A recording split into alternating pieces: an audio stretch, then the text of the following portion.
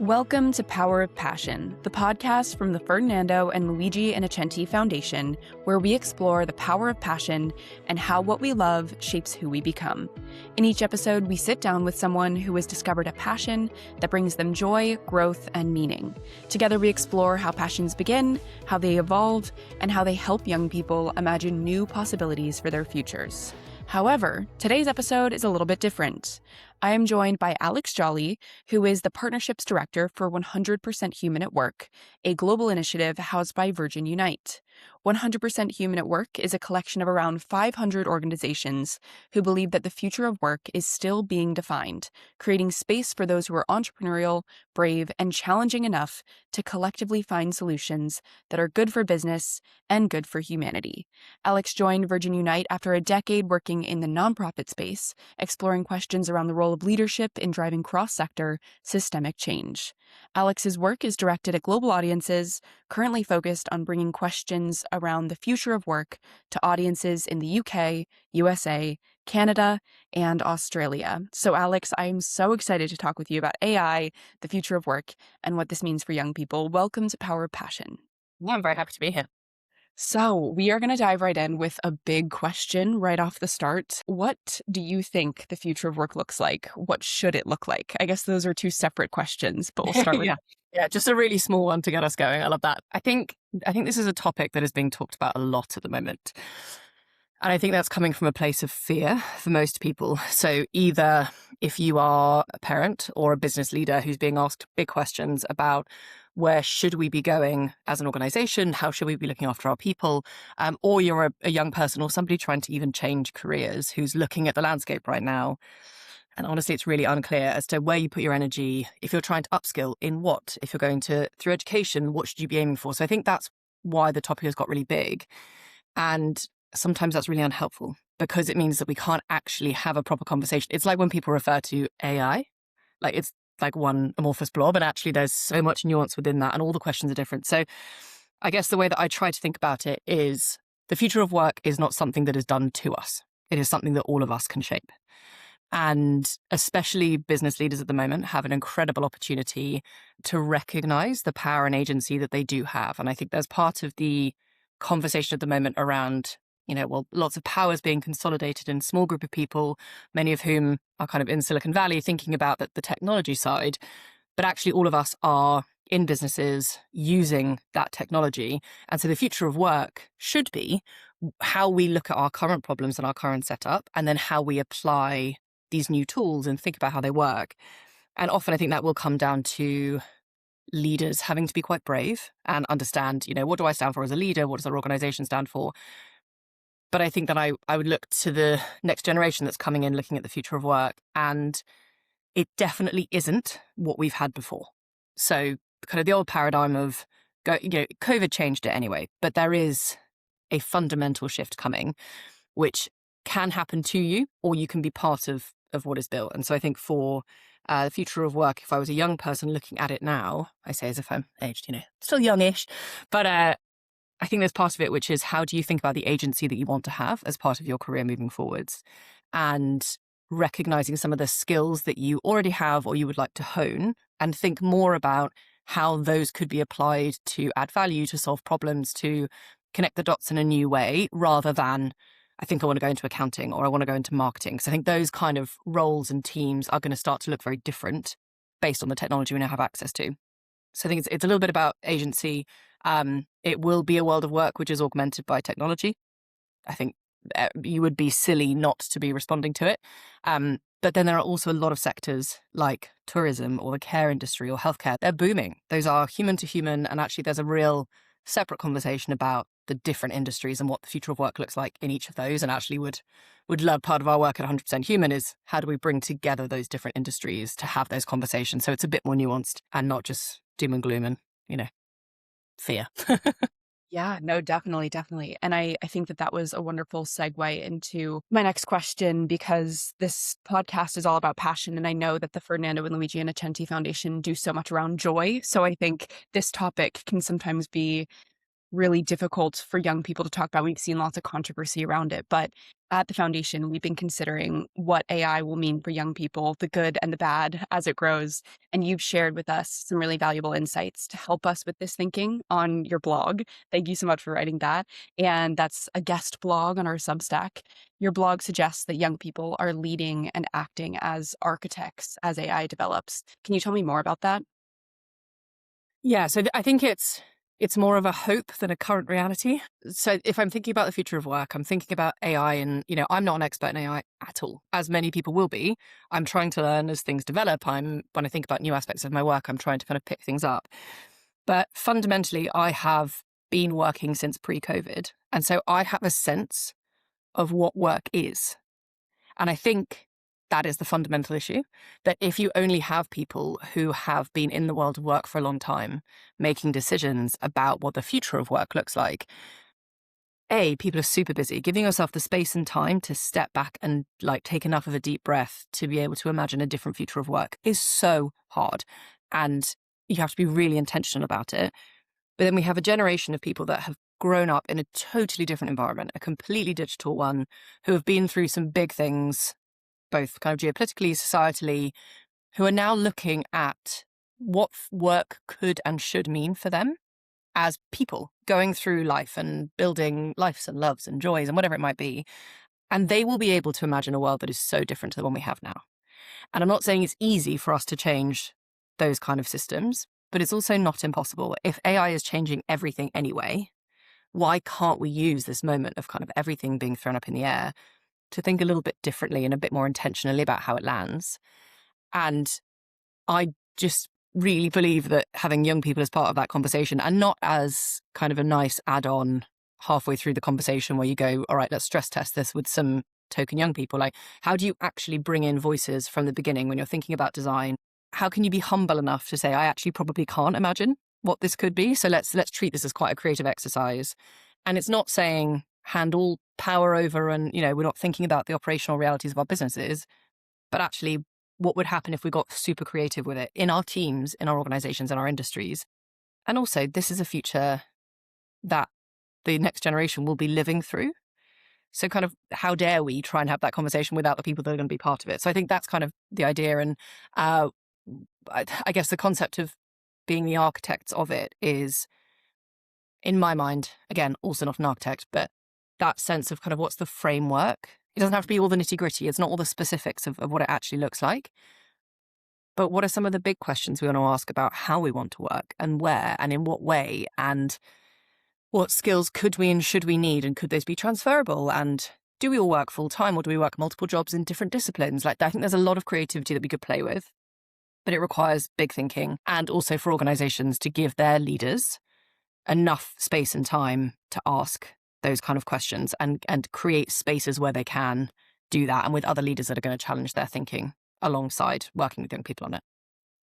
Definitely. No, I think that there was so much in there. And I guess to flip it on its head a little bit, there has been this recent backlash to AI. I think the most noticeable for people listening to this, we're filming this in June, so graduation season, but lots around graduation speeches that are referencing AI and crowds booing and things like that. What do you think is kind of the root of that, the root of this backlash that we're seeing? Maybe it's kind of clickbaity things, but I'd love to get your thoughts on that a little bit. I mean, I do wonder if it's a bit clickbaity in terms of, it's a good thing to be able to write an article about. And actually, there might have been lots of other things as part of those speeches. But I think there's a real reaction to having something done to you. And so from my understanding of a couple of those stories, it was coming from a place of saying, this is happening, whether you like it or not. This change is coming. So basically get on board. If this is just change management, right? We're just trying to take a big group of people through a big change. People feeling like something's being done to them is such an easy way to stress out a lot of people and to kind of cause them to be very defensive about it, because you don't feel like you have that agency. And so I think I don't necessarily think this is like a hatred of the technology itself or a fear of it. I think it comes from a place of, I don't want to be saying yes to something that I don't understand and that I don't know how it's going to impact me. So don't just tell me that this thing is going to happen. Let's work out what that future looks like together. So I think it's more of that, a reaction to not having that sense of agency. But I think it is also a little bit of who are people's role models these days.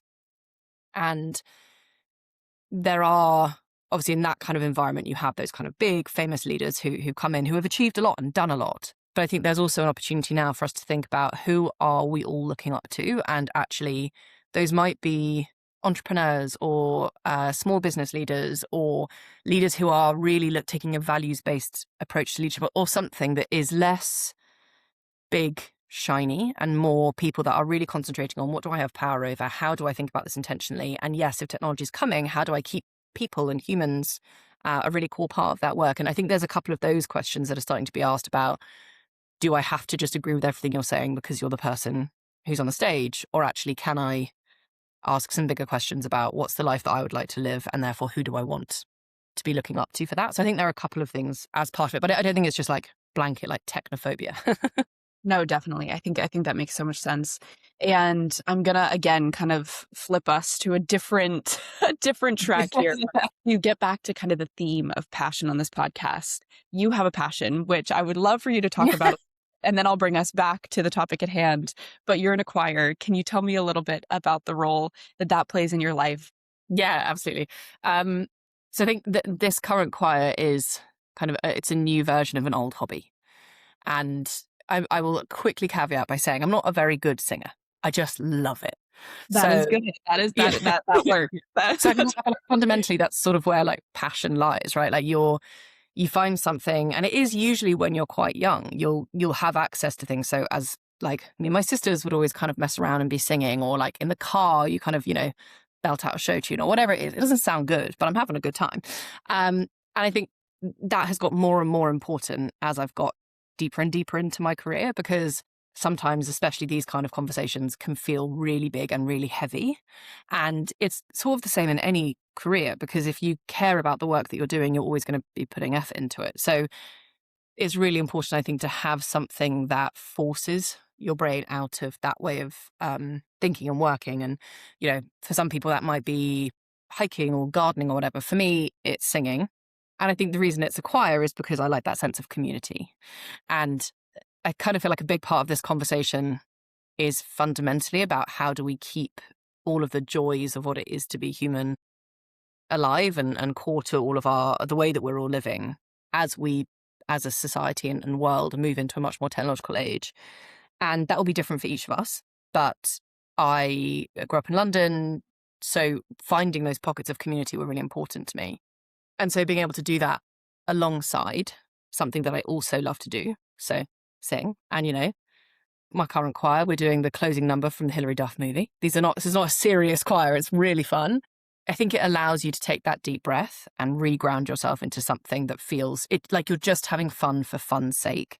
And I think that's something that I've loved talking to the foundation, is they're trying to work out how do we almost give young people permission again, like just to have fun and to just explore. And actually, I could absolutely build a clever thing that says, when you spend time working out your passions, it will then deeply connect into your skills development, which will connect into the future of work.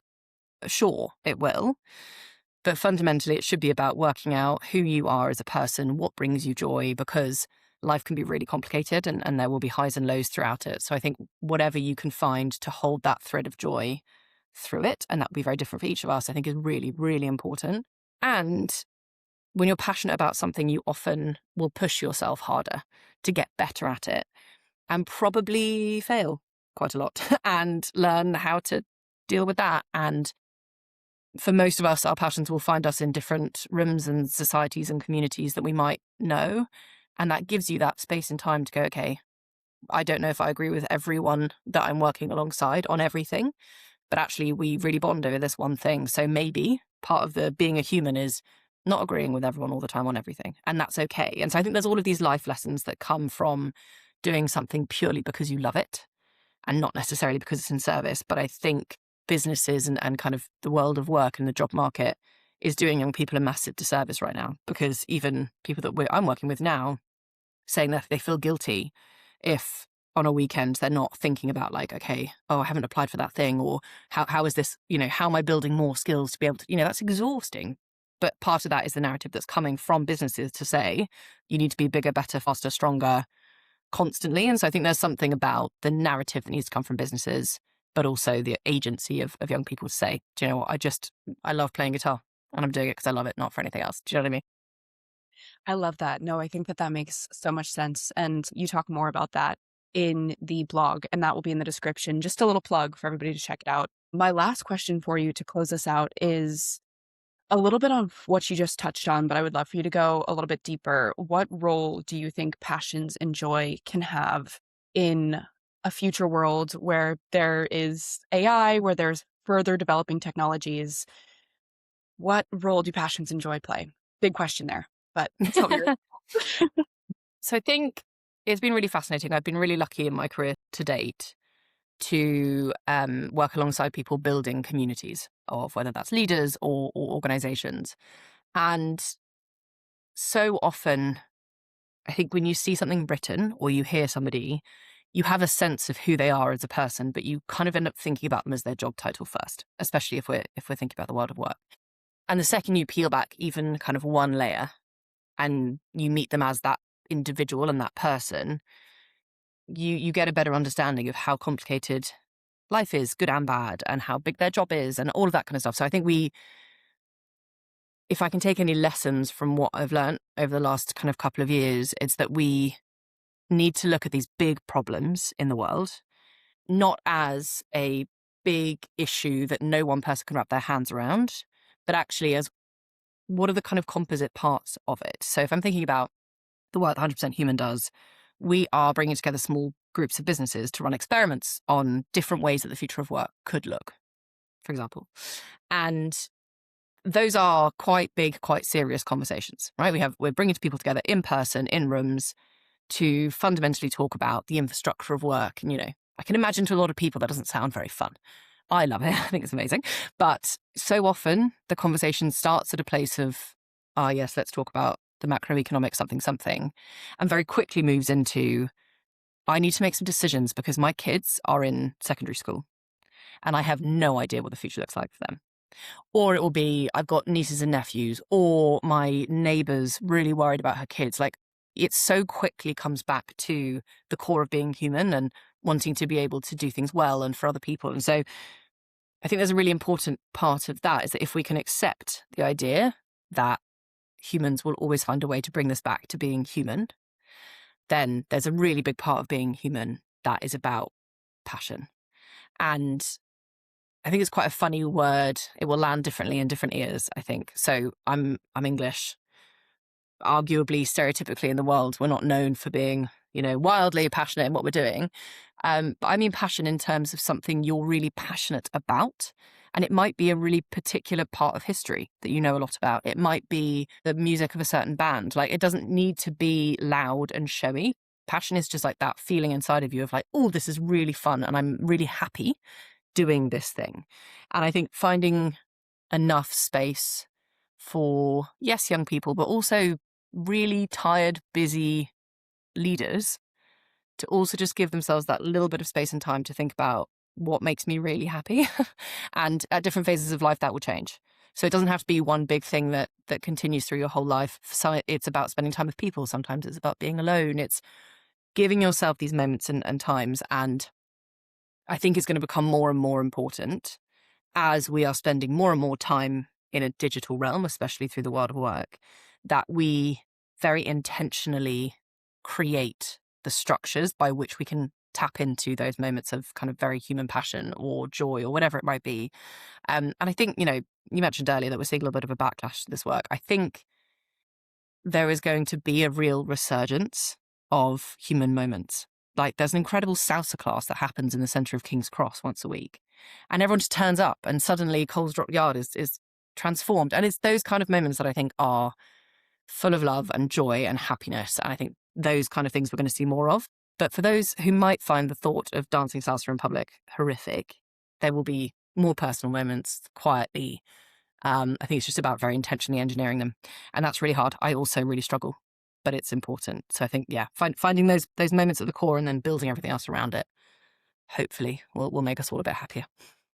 Oh, I love that. I think that that's wonderful. And that salsa dance sounds awesome. I'll have to Yeah, keep an eye out for it.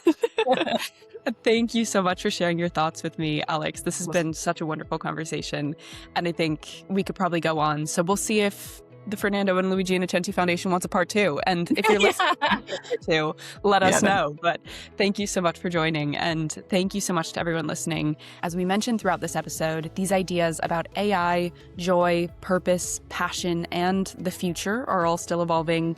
The Ferdinando and Luigi Innocenti Foundation is continuing to learn, listen, and explore these questions alongside young people and partners. So if today's conversation sparks ideas for you, we'd love to continue that conversation together. Please reach out via our website or our social media channels. You can find those links to reach us in the description of this episode. And as I mentioned, you can also find Alex's blog there. We hope today's episode encourages you to think about what brings you joy, what gives your life meaning, and how those things might continue to matter in a rapidly changing world.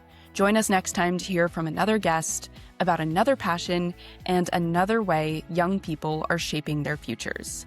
Until then, keep noticing what lights you up and give it space to grow. See you next time.